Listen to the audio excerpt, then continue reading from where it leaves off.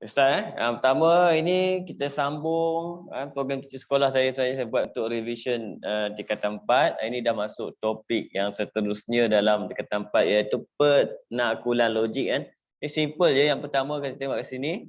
Soalan pertama cerita dia pasal penyataan. Penyataan apa maksud penyataan? Penyataan adalah benda yang boleh kita kategorikan dia sebagai benar atau palsu. Kan? Ini dari segi benar atau palsu lagi tu ayat dia ayat penyata lah, dalam bahasa Melayu kita panggil dia ayat penyata kan. Contoh kat sini, tentukan sama ada setiap ayat berikut adalah pernyataan atau bukan pernyataan. Jawapan kita senang je. Kita hanya perlu beritahu ya ataupun tidak, kemudian berikan sebab anda. Okey, sebab ni dia open. Dia open. Contoh, jangan banyak sangat boleh, sikit je, simple je. Dia bukan dalam macam apa bahasa Melayu dia kena explain panjang, tak ada. Dia sikit je. Contoh kat sini, sudut pada lilitan dalam sebuah bulatan semi bulatan ialah 90. Yang ini confirm cerita dia adalah ayat penyataan. Nampak? Dia beritahu sebab kita tahu dalam bahasa pun ini adalah ayat penyata. Dan ayat ini adalah sudut pada lilitan bulatan dalam sebuah semi bulatan ialah 90 darjah. Ini adalah pernyataan benar kat sini kan. Jadi A ni adalah pernyataan. Okey, kalau dia kata berikan sebab anda. Sebab dia adalah pernyataan ni adalah pernyataan yang benar. Macam tu je. Itu kalau dia minta sebab dia pernyataan kan. Okey. Bukan kita nak cerita kenapa dia pernyataan. Kita bagi tahu sebab apa? Pernyataan benda yang boleh nyatakan benar palsu. Kalau benda tu kita boleh katakan dia benar, maka dia adalah pernyataan. Macam tu je. Okey. B tengok yang ni. Apakah punca bagi persoalan kualitatif? Yang ini bukan pernyataan automatik. Bukan pernyataan. Kenapa? Dia adalah ayat soalan. Habis. Itu je. Dia masalah dia. Yang ini kamu boleh jawab. Yang ni kadang-kadang kamu tak tahu jawab macam mana. Apa nak bagi reason dia? Ni ayat tanya. Ayat tanya automatik, bukan pernyataan. Okey. 1 kilogram bersamaan dengan 100 gram. Ini pernyataan. Okey. Tapi kamu tengok. 1 kilogram bersamaan dengan 100. Ini adalah pernyataan yang palsu. Okey, ayat ini kita bagi tahu dia ini adalah pernyataan palsu. Yang palsu. Maksudnya kita boleh tentukan kebenaran atau kepalsuan ayat tersebut. Okey. Sila isi borang ini. Ini ayat perintah. Ayat perintah. Ayat perintah maksudnya dia bukan pernyataan. Okey. Awal-awal ni saya laju sikit kan. Pernyataan. Okey, kat situ kan. Amboi, cantiknya pakaian awak hari ni. Ada tanda seru kat belakang. Automatik. Ini pun bukan pernyataan juga. Bukan pernyataan. Kenapa? Sebab dia adalah ayat seruan. Direct. Okay? Cuma yang last ni, ini kadang ramai yang keliru kan. Kalau benda ni dalam algebra, kita panggil benda ni dia bukan automatik, bukan pernyataan. Bukan pernyataan. Sebab apa? Kita tak tahu K itu apa. Apa nilai K? Kita pun tak tahu. Dia kata 5K tambah 2K tolak 3K. Kita pun tak tahu dia tanya apa. Dia tanya ke, dia bagi tahu ke, kita tak tahu. Jadi benda ni adalah bukan pernyataan sebab kita tak boleh tentukan. Kan? Tidak boleh menentukan sama ada benar atau palsu. Tak boleh tentukan. Bila tak boleh nak tentukan benar palsu, automatik dia adalah bukan pernyataan. Sebab pernyataan mesti satu benda yang kita boleh nyatakan sama ada dia benar ataupun palsu. Cerita dia kan. Okey. Kita masuk yang kedua kan. Ni awal-awal ni basic je, kamu pun dah tahu sebenarnya. Kita ulang sikit je nak bagi ingatan, revise sikit, bagi ingat semula itu saja. Kan? Contoh 2, tentukan sama ada setiap pernyataan. Maksudnya benda ni tak payah fikir dah pernyataan. Dia bagi 4-4 ni automatik adalah pernyataan dah siap dah. Okey, cuma dia nak tahu benar atau palsu. Bila soalan ni dia kata tentukan sama ada benar palsu, kamu hanya perlu tulis benar palsu je. Dan kenapa benar, kenapa palsu tak payah bagi tahu. Itu kan contoh kat sini kan. Tapi masa kita buat latihan ni kita nak tahu juga kenapa benar palsu kan. Tulis benar palsu, tam pula nama dia. Okey. Nombor 0.00562 0.00562 20. Dia kata mempunyai 3 angka bererti. Yang ni kita revise sekali kan, ulang kaji pada angka bererti. Angka bererti adalah kita tengok angka yang pertama yang ada ertinya selepas titik perpuluhan. Contoh kat sini 5. Jadi yang belakang kena follow 1, 2, 3, 4. Jadi yang ini adalah 4 angka bererti. Dia bagi tahu 3. Jadi kita punya perkataannya adalah apa? Palsu. Macam tu. Tapi dalam exam tak payah beritahu lah kenapa. Kamu hanya perlu beritahu apa? Sebab dia tanya benar palsu. Kamu jawab palsu. Dah, dapat markah dah. Okey? Macam ni. 2 kuasa 3 campur punca kuasa 3/27 lebih besar pada 10. Ini kamu boleh ambil kalkulator je. Ambil kalkulator kamu dapat terus. Kan? Ini automatik cerita dia apa? Kalau kamu tekan kalkulator, kamu akan dapat jawapan dia adalah 11. Yang ada 27, 3. 8, 3. 11. Jadi 11 lebih besar daripada 10. Ini adalah benar. Benar. Okey?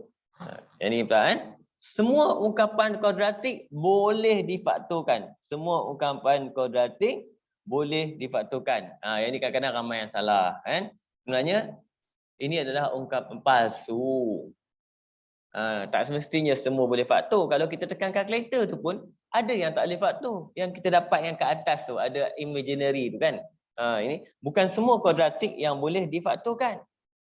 Kan? Faktor maksudnya apa? Apa boleh maksud? Faktor maksudnya kita panggil dia dalam matematik kita panggil dia mempunyai punca yang nyata. Maksudnya kalau dia ada punca nyata maksudnya kita boleh faktor dia lah. Okey? Kita boleh faktor dia. Tapi ada yang kuadratik yang tidak mempunyai punca. Tidak mempunyai punca maksudnya tidak boleh difaktorkan. Okey? D. Sebilangan nombor perdana adalah ganjil. Sebilangan nombor perdana adalah ganjil. Maksudnya ada satu atau sedikit sebahagian daripada nombor perdana tu ganjil. Kan? Betul. Sebab apa? Bukan semua nombor perdana ganjil. Okey? Ada nombor perdana yang genap satu je, iaitu nombor apa? Nombor 2. Nombor perdana start dengan nombor 2 dan dia seorang ajalah genap. Yang lain selepas ni semua nombor ganjil. Tak ada dah nombor genap dalam apa? Nombor perdana kan. Sebenarnya antara pengkajian matematik yang paling hebat zaman sekarang ni adalah pengkajian tentang nombor perdana kan. Saya pun dulu belajar sikit je kan, teori-teori ni. Kan? Dia orang pergi kaji tau nombor perdana ni sampai berjuta-juta tu ada lagi nombor perdana ni. Kan? Kita tak sampailah kat situ. Kan? Untuk matematik SPM ni takat boleh teka sampai 30 40 pun dah cukup dah. Kan? Okey. Kita masuk seterusnya. Kalau kamu rasa macam kamu tak faham ke apa, sangkut ke apa, kamu cakap terus cakap bagi tegur saya okey. Tengok next. Sini. Nombor 3, tentukan sama ada setiap pernyataan berikut adalah benar palsu. Ini pun senang. Sebab jelas soalan dia, tentukan sama ada benar atau palsu. Tulis pernyataan yang mengubah nilai kebenaran setiap pernyataan yang diberikan dengan menggunakan perkataan bukan ataupun tidak. Ini termasuk daripada bahagian yang kita panggil sebagai penafian. Nampak? Dia kata apa? Dia nak apa? Mengubah nilai kebenaran. Mengubah nilai kebenaran ni maksud apa? Kalau yang asal dia kita kata benda tu benar, kita kena ubah dia jadi palsu. Kalau yang asal dia namanya palsu, kita ubah jadi benar. Itu cerita dia mengubah nilai kebenaran kat situ. Okey? Kita tengok yang pertama cerita dia. Bilangan maksimum punca bagi satu persamaan kuadratik ialah 2. Benar palsu? Betul, benar yang ni. Sebab kuadratik ni punca dia mesti ada 2. Sama ada sama atau tak sama. Tapi dia kata bilangan maksimum, maksudnya kosong pun boleh jadi juga. Tadi kita cerita kuadratik mungkin tak ada punca. Kan? Okey? Jadi macam mana kita nak nafikan dia? Kita nak pakai bukan ataupun tidak. Kat mana kita nak selip dia? Kan? Kat mana nak selip persamaan tu? Okey? Jadi kat sini kita tengok. Cerita dia kita selip lah. Kat mana? Bilangan maksimum punca bagi satu persamaan kuadratik adalah 2. Kat mana kita nak selip? Tempat yang kita nak selit penafian biasanya tempat yang ada sama dengan, yang pertama, lebih besar, lebih kecil, lebih besar atau sama dengan, lebih kecil atau sama dengan, kan? Subset, ni semua kan? Dalam bentuk simbol, dalam bentuk perkataan ya, ialah. Ini dia punya keyword dia kalau bentuk perkataan. Tempat ialah tu. Ialah kita tukarkan dengan apa? Tukarkan dia dengan bukan. Itu cerita dia, kita nak buat penafian. Contoh soalan ni. Bilangan maksimum punca bagi satu persatuan kuadratik ialah 2. Jadi kita buat penafian kita untuk A ni, bilangan maksimum punca bagi suatu persamaan kuadratik bukan 2. Jangan buat ialah bukan pula kan. Nanti dalam bahasa tu tak betul. Ialah bukan. Bukan 2. Tu nak letak kat mana tu cerita dia. Okey? Sama kat cerita ni, tengok yang ni. Yang ini pun sama juga. Dia kata apa? Jika maka. Kalau jika maka ni, yang pertama, jika maka ini, jika maka jangan usik dia. Perhatikan. Jadi kita tengok. Jika X lebih kecil pada negatif 6, maka X ialah negatif 4. Kan? Jika X lebih kecil pada negatif 6, maka X ialah negatif 4. Yang ini maksudnya apa? Palsu. Kan? Kenapa palsu? Kalau X ni lebih kecil pada negatif 6, apa nombor yang lebih kecil pada negatif 6? Negatif 7, 8, 9 dan seterusnya. Itu kalau yang lebih kecil daripada negatif 6. Dia kata X ialah negatif 4. Maksudnya ini adalah palsu. Okey, apa yang kita nak letak? Kita nak letak bukan apa tidak? Nampak keyword dia apa? Yang kita nampak keyword dia kat sini. Jangan ubah kat depan. Bila kita ada ialah kat situ, kita kena ubah kat tempat ialah. Tadi kita dah cerita. Ubah kat tempat apa? Ialah. Ialah ni yang tukar jadi bukan. Okey, jadi untuk B tu jawapan kita adalah jika X lebih kecil pada negatif 6, maka X bukan negatif 4. Dia terus benda ni akan jadi apa? Benar. Nampak? Kita kena ubah dekat, kita panggil dia akibat. Kan? Ini anti-jadian dan akibat. Dua orang. Yang ni kadang-kadang benda ni simple. Takut jangan exam nanti lupa ugi kat situ kan. Okey. Next boleh? Tengok nombor 4. Kecil ke? Saya besarkan sikit.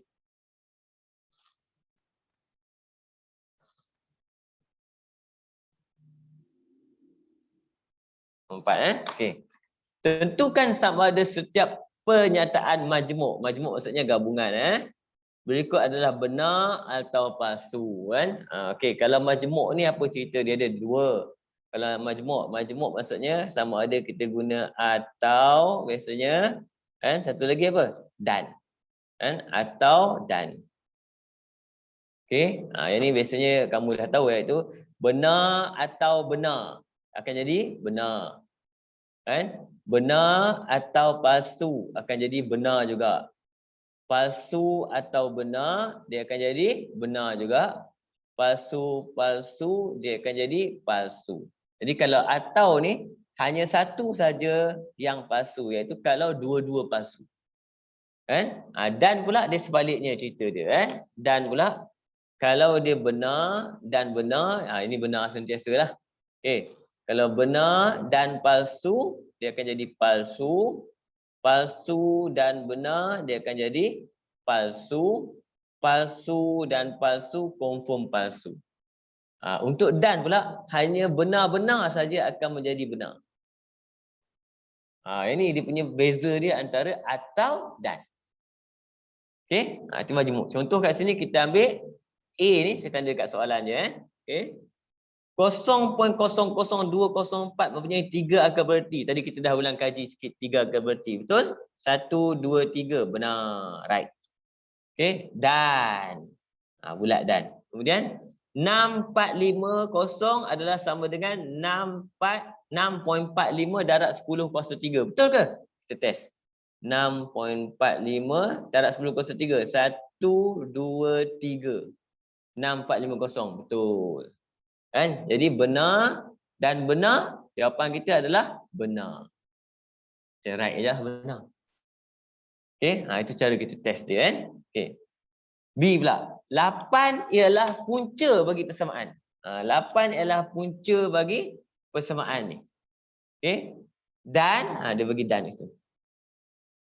Dan penyelesaian bagi punca kuasa 3 sama dengan 3, punca kuasa 2x sama dengan 3 ialah x sama dengan 9. Kat sini, yang atas ni kita kena buat persamaan. Tapi yang bawah ni senang kita nak cam. Kan? Penyelesaian bagi ni ialah 9. Contoh kat sini kan. Okey. Jadi untuk B ni kalau kamu tengok cerita dia, yang first kali kamu tengok punca tu, ini atas ni tengok. Punca tu. Bila kita buat penyelesaian ni yang atas ni. Okey. 3x tolak 5 sama dengan x tambah 9. Okey. Dia kata punca dia adalah 8. Jadi kalau saya buat kat sini kita akan dapat 3x dengan x 2x sama dengan sini 14, x sama dengan 7. Nampak? Dia begitu apa? 8. Jadi kalau dan seorang saja kita jumpa palsu, yang bawah ni kalau tak tahu pun tak kisah dah. Jawapan kita automatik akan jadi terus akan berubah menjadi palsu. Okey? C pula. 5/7 lebih besar daripada 2/7. Yang ni benar. Kita tahu. 11/8 lebih besar daripada 11/5. Tengok betul-betul. 11/8 lebih besar daripada 11/5. Ini benar atau palsu? Ini palsu. Sebab kalau tekan kalkulator kamu akan dapat. Ini palsu. Jadi dan maksudnya jawapan kita kat sini adalah palsu. Okey? Itu saja. Sebab topik ni kadang-kadang dia simple je dia tanya. Benda yang sangat senang. Garis lurus dengan persamaan y sama dengan negatif 2 x campur 5. Yang ni mempunyai keturunan positif. Ini keturunan dia negatif. Dan dia pakai apa? Dia pakai kat sini dan. Nampak? Bila dia pakai dan, satu je kita jumpa palsu, terus. Awal-awal tu kita tahu dah. Yang ini sepatutnya keturunan dia apa? Negatif. Dia beritahu apa? Positif. Jadi seko je palsu. Palsu satu, terus jawab palsu. Sebab formula kita dan kat sini. Sebab tu kalau dan senang. Jadi kamu kena faham cerita ni lah. Gabungan majmuk ni. Iaitu kalau atau dia tak boleh langsung ada kita panggil dia. Kalau atau hanya x saja akan jadi palsu. Kalau dan kita benar-benar saja akan jadi benar. Itu cerita dia untuk benar dan palsu dalam gabungan pernyataan atau kita panggil dia pernyataan majmuk. Okey. Terus kita pergi masuk satu-satu. Contoh 5. Okey, tentukan sama ada pernyataan majmuk berikut benar atau palsu. Lagi sekali ini pakai atau pula. Kan? Atau senang je. Atau ni kan dia suka dekat benda yang benar. Asal ada benar je jadi benar. Asal ada benar jadi benar. Itu atau. Oktagon mempunyai 8 sisi. Dah benar dah. Oktagon 8 sisi. Betul? Oktagon memang 8 sisi. Atau tak payah tengok dah belakang dia. Benar. Sebab atau ni asal ada benar akan jadi benar. Isi padu sebuah kuboid ialah hasil darab panjang lebar tingginya. Dah. Isi padu memang hasil darab panjang lebar dan tinggi. Jadi yang pernyataan pertama dah kita dapatkan benar dah. Dia benar, automatik benar terus. Dia macam tu je. Kan? Atau ni dia suka kat benar. Okey? Yang ini pula. Punca kuasa 3, 125, kuasa negatif 2. Yang ini 5 kuasa negatif 2. Yang ini 1/5 sepatutnya. 1/25. Dia bagi 25, ini palsu. Tak apa, tak ada masalah. Bila palsu, kita kena cek seorang lagi. Kan? Sebab Atau ni kita kena check ada tak benar. Selagi dia ada benar, dia akan jadi benar. Kan? Yang ni 1.28 darab 10 kuasa negatif 4 yang ni. Dia senang je. Kalau kuasa negatif ni, kuasa negatif maksudnya bilangan kosong. Bilangan kosong. Okey, tengok. Kuasa negatif 4 maksudnya kosong ada 4 biji. Betul tak? 1, 2, 3, 4 benar. Jadi kalau yang ini benar, walaupun yang ini palsu, jawapan kita tetap benar. Sebab apa? Atau asalkan seorang benar, dia jadi benar. Itu cerita atau. Okey? Untuk D pula. Garis lurus dengan persamaan ini bersilang dengan paksi Y pada titik 02. Apa benda dia cerita ni? Kan? Ini maksudnya kalau X kosong, Y dia 2. Nampak? Tapi kalau kita tengok Y sama dengan 2X campur 5. Kalau X kosong maksudnya apa? Tutup X. Y kita 5. Dia bagi 2. Palsu. Tengok seorang lagi. Sin 30 sama dengan punca kuasa 3, 2. Yang ni kamu boleh tekan kalkulator. Kalau kamu tekan kalkulator, sin 30 kamu akan dapat 1/2. Yang ni pun palsu. Hanya palsu dan palsu saja untuk atau akan menjadikan dia palsu. Okey, jadi kesimpulan kat sini kita ambil dan ni dia pantang tengok pangkah. Dapat pangkah aja dia pangkah. Atau pula dia pantang tengok benar. Asal ada benar je benar. Itu kaitan antara dan atau. Okey. Kita pergi terus nombor 6.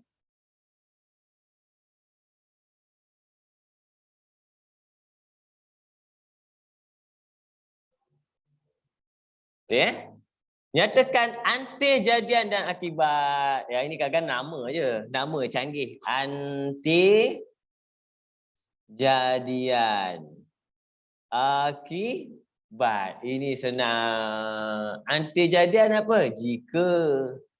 Akibat, maka. Itu saja. Selesai masalah. Kan? Dia kata nyatakan antijadian dan akibat. Jadi jawapan kamu kena tulis macam mana? Macam mana tulis jawapan? Okey. Tekan tulis macam ni je. Kamu kena tulis macam ni. Contoh kamu kena tulis antijadian titik 2. Siapa? Yang jika tu. Jangan tulis jika. Jika tu apa? Maksudnya K ialah faktor bagi 5. Macam tu. Lepas tu kena tulis akibat kat bawah dia. Akibat titik 2. Siapa akibat dia? K ialah faktor bagi 10. Itu cara jawapan dia. Cara tulis jawapan. Benda senang. Macam mana nak tulis? Cara tulis jawapan. Okey. Sama kat ni. Sama. B sama cerita dia. Jadi kena tulis macam ni. Antijadian titik 2. Theta sama dengan 30 darjah. Kemudian akibat titik 2 kena tulis cos theta sama dengan punca kuasa 3/2. Okey. Bila soalan antijadian dengan akibat, dia tak peduli benar palsu tau. Dia tak peduli benar palsu.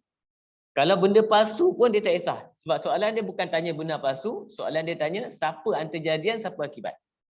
Dia tak peduli pun sama ada penyataan kita ni, implikasi ni kita panggil ni, implikasi kita ni palsu atau benar, tak peduli. Boleh setakat ni boleh faham? Saya ada masa sejam, saya laju sikit. Nombor 7. Nanti kamu boleh tengok-tengoklah soalan pasca. Kalau kamu nak latihan tambahan, boleh minta. Saya ada banyak kan, saya boleh bagi kalau nak. Okey. Contoh 7 kat sini. Bina satu implikasi. Okey. Kenapa dia goyang-goyang? Ya. Apakah implikasi? Implikasi itu maksudnya jika maka lah. Jika maka ni yang kita panggil sebagai implikasi. Nampak? Kan? Jika maka ni adalah implikasi. Okey? Dia kata minta tulis satu implikasi. Jadi jawapan kita apa? Jika antijadian. Jawapan kita tulis jika, dia terbalik je tadi. Jika H ialah gandaan bagi 6, maka H ialah gandaan bagi 3. Ni je jawapan dia. Simple. Jangan kau betul apa implikasi tu nak tulis apa pula kan. Ni implikasi. Okey. Implikasi ada 2 jenis tapi biasanya yang favorite jika maka. Satu lagi jika dan hanya jika kan. Okey. Tak apa. Simple je ni. Nombor 8 pula. Okey, kejap Dia nampak kan? Tulis 2 implikasi. 2 implikasi berdasarkan setiap pernyataan berikut. Okey, yang ini A, soalan dia bagi X kosong. Jika dan hanya jika X ialah nombor negatif. Okey? Jadi kalau kita nak buat 2 implikasi, apa implikasi? Jika maka. Kita kena tengok jika dan hanya jika ni kita kotakkan. Dan kita akan dapat orang depan kita dan yang ini ramai-ramai ni orang belakang.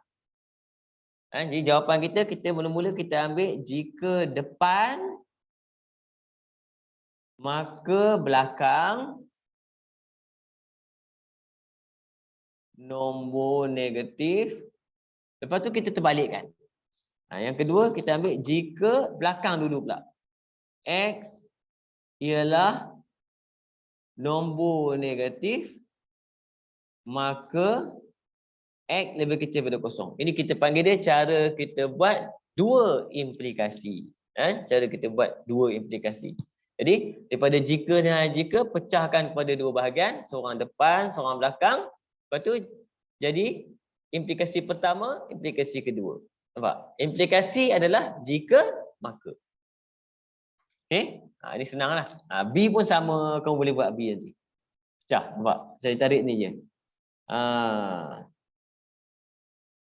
Okey, jadi ada depan, ada belakang. Kena salin semua, jangan ubah satu huruf pun. Jangan ubah langsung. Boleh Okey?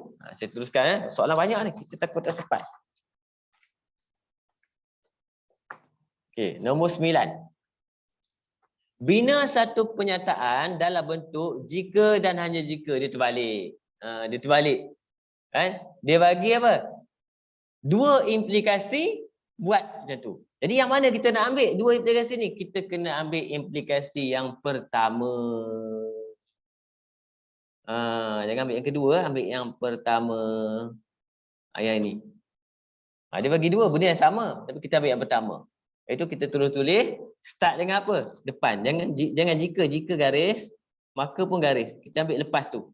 Contoh jawapan ni saya ambil jejari sebuah sfera ialah 7 cm jika dan hanya jika ambil belakang pula. Isi padu sfera itu ialah 4/3 pi 7/3 cm/3. Ikut huruf dia sebiji-sebiji. Nampak? Ini kita panggil dia, kita buat apa?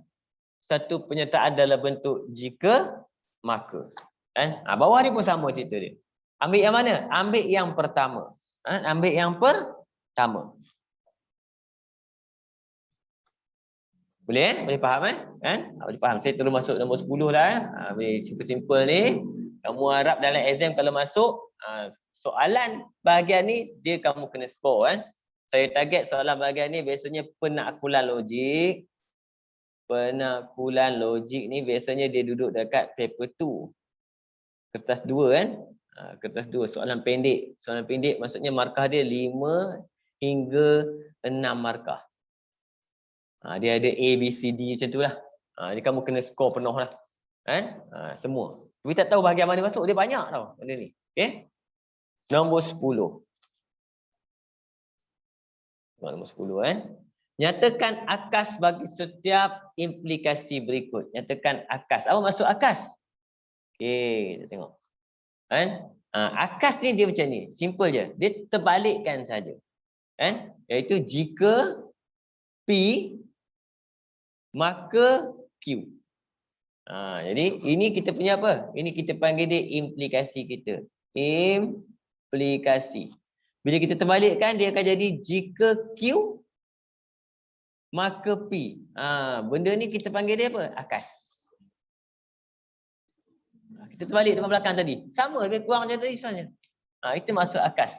Akas kita hanya terbalikkan depan dengan belakang. Itu saja. Okey? Dan akas ni, dia special. Akas ni, dia boleh jadi sama ada benar atau palsu. Dia boleh jadi kedua-dua. Dia kena tengok betul-betul. Sebab soalan dia biasanya tanya, seterusnya tentukan sama ada akas itu benar palsu. Dia boleh jadi dua-dua. Kena faham. Okey, contoh jawapan untuk A. Dia kata, nyatakan akas. Kan? Jadi akas kita apa? Jika, terbalikkan, ambil belakang dulu.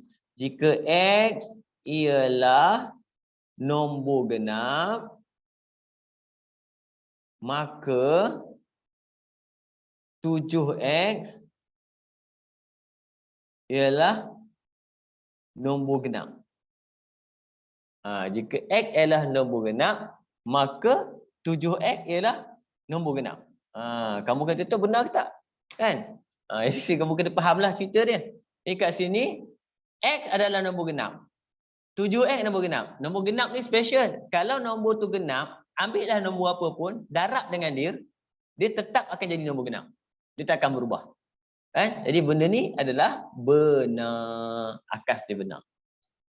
Tu kena tengok. Sebab tu kena faham. Kan? Tapi kalau dalam exam, kamu dah tahu akas. Tiba-tiba kamu tak tahu nak tulis benar palsu. Bagi saya bagi tahu ramai pelajar saya, kalau tak tahu kau tulis je palsu. Kan? Sebab akas ni 75% akas adalah palsu. 75%. Ini kebetulan dia benar. Kebanyakan akas palsu. Kebanyakan akas. Kalau kamu tak faham apa cerita dia, apa benar ke palsu ni cikgu, tak tahu nak cerita, kau tulis je palsu. Kan? Lepas tu kau doa lah bagi betul. Itu je. Kan? Tapi kena tahu dulu macam mana nak buat benda yang kita panggil dia akas dulu. Contoh yang ini, apa akas dia? Jika Y lebih besar pada 5, maka Y lebih besar pada 8. Nampak? Benar ke palsu? Kita tengok. Kita ambil yang dekat je, tak payah jauh. Kalau Y lebih besar pada 5, maksudnya siapa? 6. Dia kata 6 lebih besar pada 8. Palsu. Jangan pergi ambil nombor besar. Contoh, cikgu, 10 pun besar pada 5, tapi 10 juga besar pada 8. Yang tu yang benar. Dia kita ambil semua kena betul. Jadi kalau satu dapat palsu, tak boleh dah.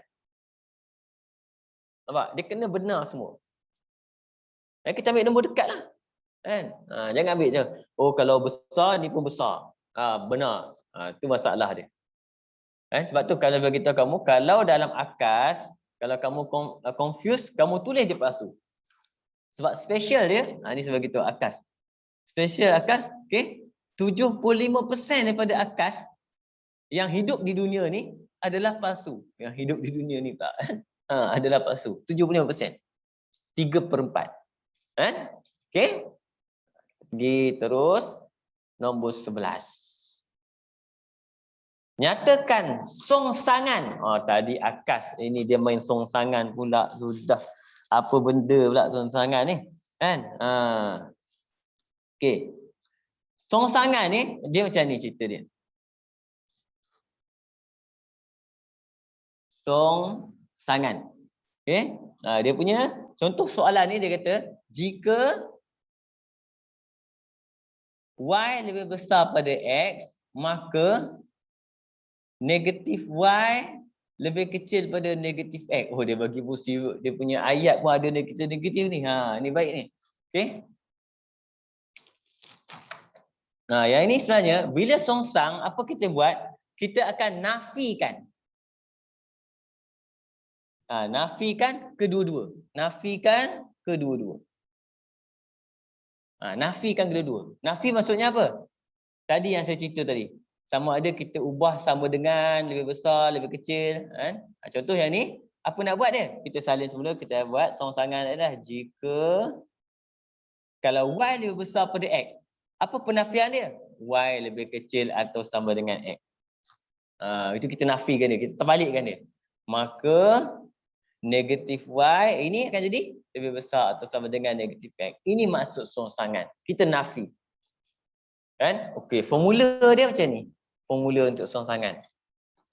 Formula dia, jika P maka Q dia punya songsangan adalah jika bukan P maka bukan Q. Itu adalah songsangan. Okey, simbol ombak ni maksudnya penafian dia, bukan. Boleh kan? Okey. Sekarang ditanya, jangan lupa seterusnya dia ada lupa soalan ni, soalan dia ada seterusnya. Tentukan sama ada songsangan tu benar palsu, kena baca, kena baca. Jangan tak baca pula songsangan kita mana yang bawah ni? Okey. Kalau Y lebih kecil atau sama dengan X, maka negatif Y lebih besar atau sama dengan negatif X. Kan? Okey? Benar atau palsu? Okey, saya beritahu kamu songsangan ni kan? Dia ada special dia juga. Songsangan ni dia bila kita songsang dua-dua belah, biasanya dia akan jadi benar juga. Tak ada masalah.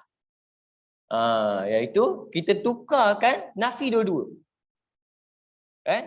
Saya kata kalau contoh kalau jawapan pertama benar, yang kedua pun benar.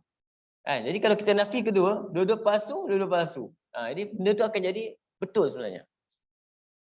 Kebanyakan songsangan penghasilan dia adalah benar. Sebab kita nafikan bukan satu, dua-dua belah kita nafikan. Okey? Jadi kalau macam ni contoh soalan ni, kamu nak faham cerita pun susah. Y lebih kecil daripada X, maka negatif Y lebih kecil daripada negatif X, kena ganti nombor ke macam mana ni? Nanti sebenarnya tujuan dia kalau nak betul-betul kira, kamu kena substitute nombor. Kan? Tapi pentinglah. Ini kamu kena ingat. Kebanyakan songsangan adalah benar. Kalau dia tanya songsangan tu benar palsu, kamu tulis je jawapan kita. Biasanya songsangan kamu akan tulis cerita dia benar. Okey? Ini cerita dia. Jadi cara nak ingatlah contoh akas. Kebanyakan akas palsu tapi ada yang benar. Songsangan kebanyakannya akan jadi benar tapi ada juga yang palsu. Macam tu. Okey? Nombor 12.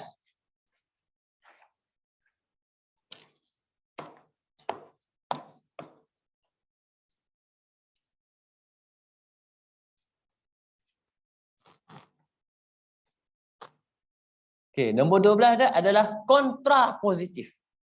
Apa pula kontrapositif? Sudah. Kan? Kontrapositif. Okey, kita tengok contoh yang ni. Jika Pandalela Rinong berasal pada Bau, maka beliau berasal daripada Sarawak. Okey? Macam mana kita nak buat?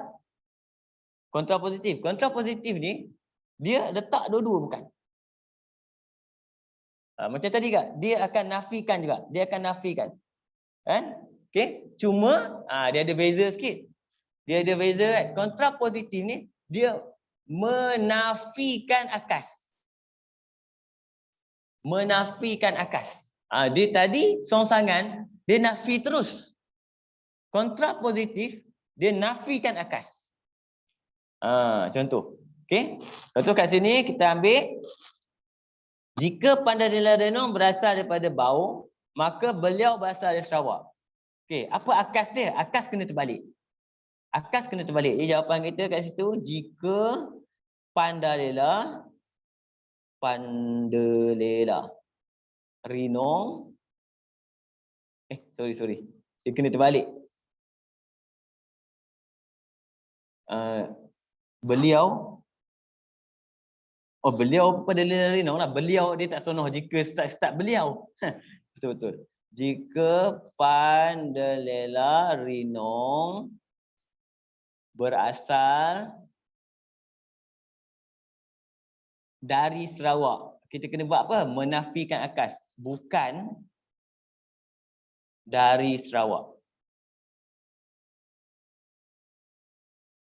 Okey. Yang kedua, beliau kan bukan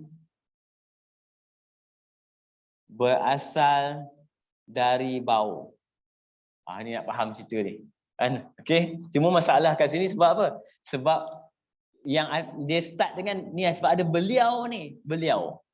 Beliau ni sebenarnya mewakili orang yang sama, Pandalela Rinong juga. Sebab tu saya start dengan jika Pandalela Rinong berasal daripada, tapi dia kena buat akas dia. Akas dia maksudnya kena ambil Sarawak dulu, kemudian baru Bau. Kan? Tapi nafikan, sebab kontrapositif menafikan akas. Jadi kita akan nafikan dua-dua. Okey? Bila kita nafikan kedua-dua, kat sini kita akan jadi apa? Beliau bukan berasal daripada Sarawak.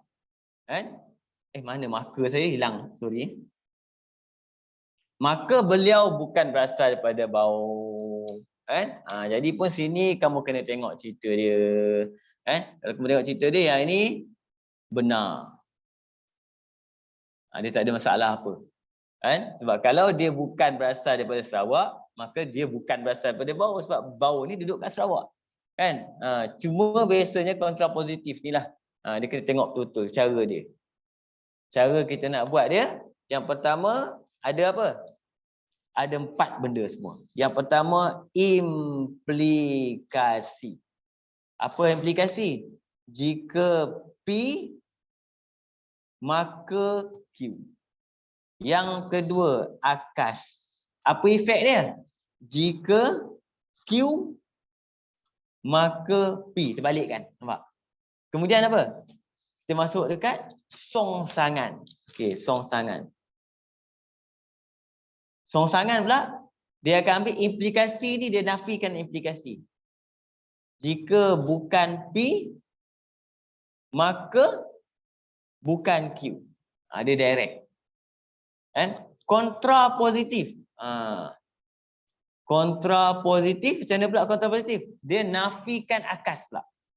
Akas tu yang dinafikan. Dia akan jadi, jika bukan Q, maka bukan P. Itu kena susunan dia. Implikasi akas. Songsangan kontrapositif. Ni kena ingat ni. Yang ni kadang-kadang terlupa ni. Ayat-ayat dia. Akas, songsangan, kontrapositif. Kena ingat. Ambil note sikit. Okey. Tulisan saya buruk sikit ni kalau pakai ni. Sebab tu saya, tapi bila saya ingat nak pakai whiteboard, jenuh saya nak tulis semua ni. Kita pakai kertas macam ni lah. Okey, kita masuk bahagian seterusnya, hujah. 5 minit je tinggal. Alamak, hujah pula. Tentukan sama ada setiap hujah berikut ialah hujah didaktif atau hujah induktif. Yang ni susah juga cerita dia. Didaktif. Satu lagi, induktif. Okey. Cerita dia, apa maksud hujah didaktif? Didaktif ni dia sebenarnya dalam bahasa Inggeris, dia deduction, induction. Deduction dengan induction. Okey? Hujah didaktif ni, dia punya premis dia, premis dan kesimpulan dia adalah berdasarkan fakta.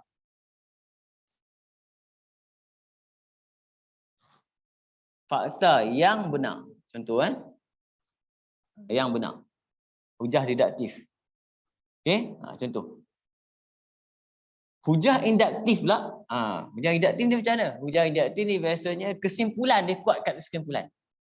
Dia kuat dekat kesimpulan. Didaktif dia mesti premis dia. Premis dia yang kuat. Premis dia. Okey? Cuma cerita dia tak, saya tengok ayat dia ada ayat yang lebih baik kan. Saya nak rujuk tengok buku teks kamu kejap.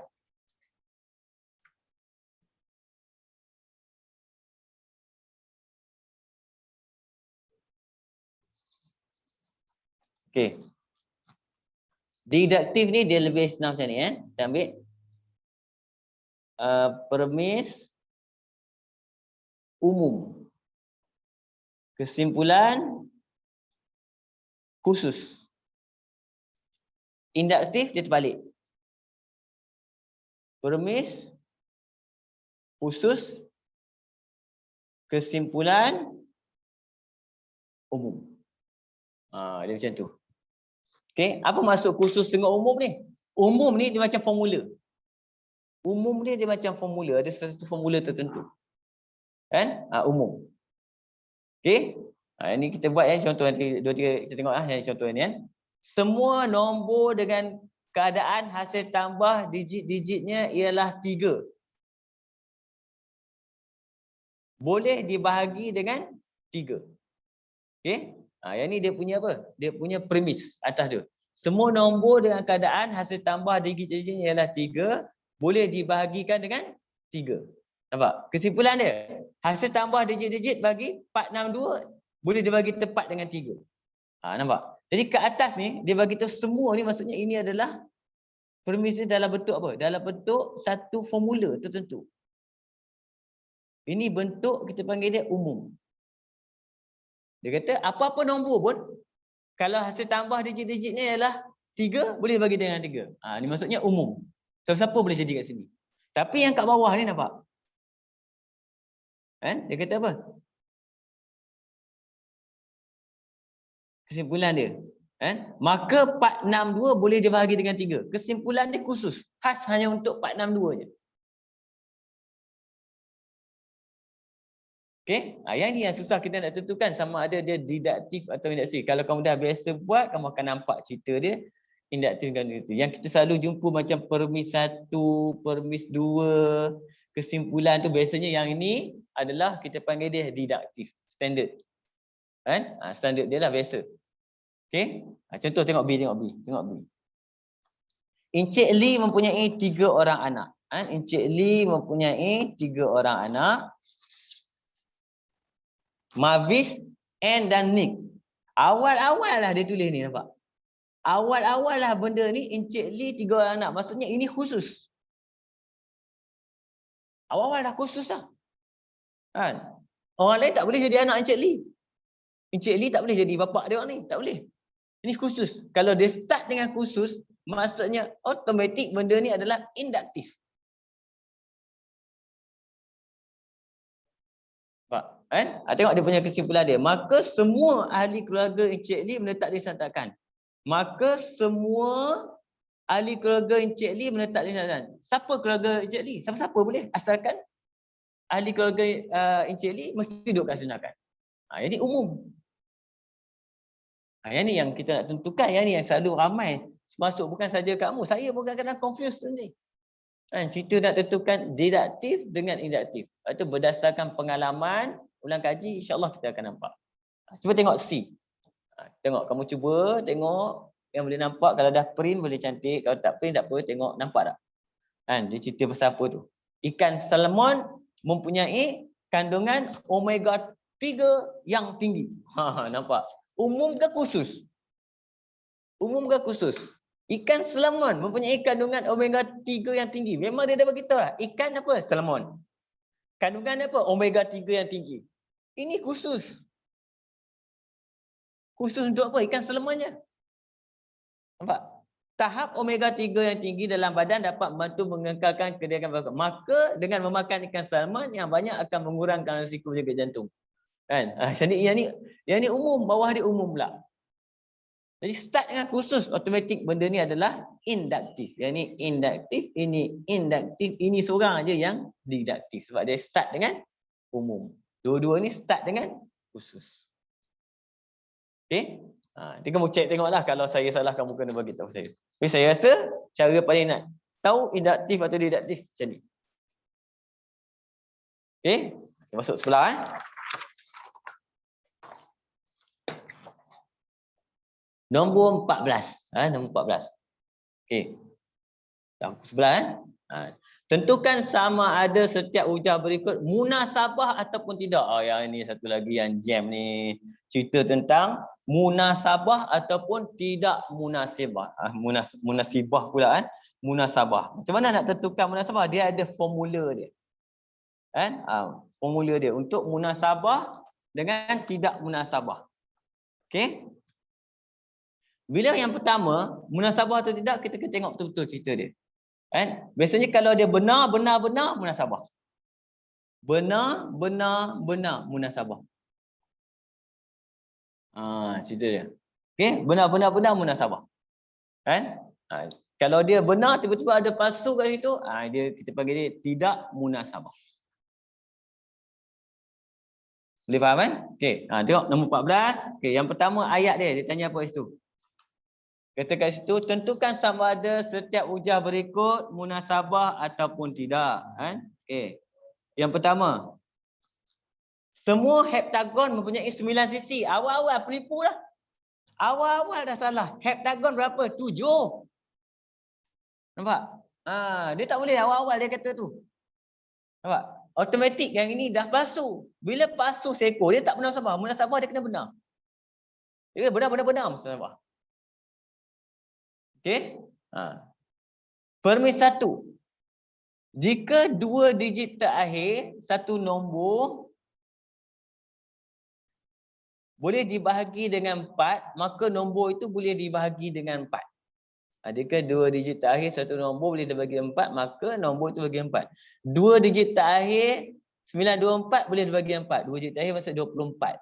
24 boleh bahagi dengan 4. Kesimpulan dia 924 boleh bagi 4. Yang ini betul.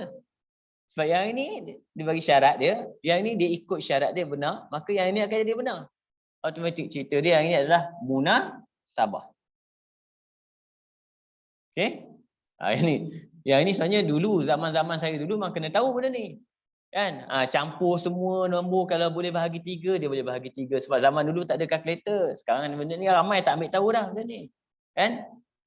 Jika seorang pemandu memandu lebih pada 150 km/jam di lebuh raya Utara Selatan, maka dia sudah melebihi had laju yang ditetapkan. Okey? Encik Helmi tidak memandu melebihi had laju di lebuh raya Utara Selatan. Okey? Encik Helmi memandu tidak melebihi 150 km sejam. Okey, cuba kamu tengok ayat dia. Kat mana? Ini munasabah ataupun tidak? Apa masalah dia? Kan? Yang ini kita panggil dia, semua orang tahu. Semua orang tahu bahawa had memandu highway bukan 150. Itu kamu kena tahu. Sebab tu general knowledge penting nak jawab soalan macam ni. Had memandu di highway adalah 110. Dia bagi tahu 150. Nampak? Yang ini dah palsu ni. Tak boleh. Sepatutnya dia kena beritahu apa? Jika seorang pemandu memandu melebihi 110. Dia sudah melebihi had laju ditetapkan. Baru benda. Jadi dalam cerita ni, kalau satu benda palsu, automatik dia terus jadi benda ni adalah tidak munasabah. Okey? D pula, D. Jika keturunan dua garis lurus adalah sama, maka kedua-dua garis lurus itu adalah selari. Ini betul. Okey? Garis lurus Y 2X campur 4 dan Y negatif 2 campur 4 punya keturunan yang sama. Yang ini pula dia tipu. Di mana dia kata ni, nampak? Dia kata mempunyai keturunan yang sama. Maksudnya yang ini keturunan dia 2, ini keturunan dia negatif 2. Maksudnya ini yang tak benar. Dalam menentukan munasabah tak, dia kena ingat munasabah akan jadi bila benar-benar saja. Seko je tak benar, automatik benda ni terus jadi tidak munasabah. Okey? Jadi cerita dia, masa kita pun tak cukup. Ada sikit lagi. Tak apa, insya-Allah. Besok sebelum kita masuk topik seterusnya, saya akan ulang sikit. Besok kita bincang set je, set. Sebelum tu kita akan sambung yang ni sikit semula. Esok pagi, lepas tu kita masuk set pula kan. 1 jam satu topik sebenarnya tak cukup. Tapi saya nak buat juga supaya kamu tak lupa benda yang dah tinggal lama. Okey, jadi kita rehat kejap 5 minit. Yang mana akan ambil AMAT, dia akan teruskan AMAT sekejap lagi. Yang tak ambil AMAT, kita jumpa besok. InsyaAllah. Terima kasih sebab datang kelas saya ini. Assalamualaikum warahmatullahi wabarakatuh. Waalaikumsalam. Terima kasih cikgu. Sama.